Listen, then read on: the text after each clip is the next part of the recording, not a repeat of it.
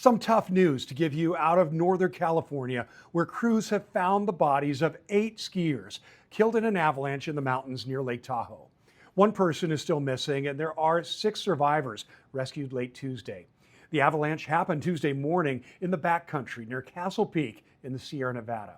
Crews faced treacherous conditions getting to the avalanche scene after getting a 911 call that 15 skiers were buried there in the snow.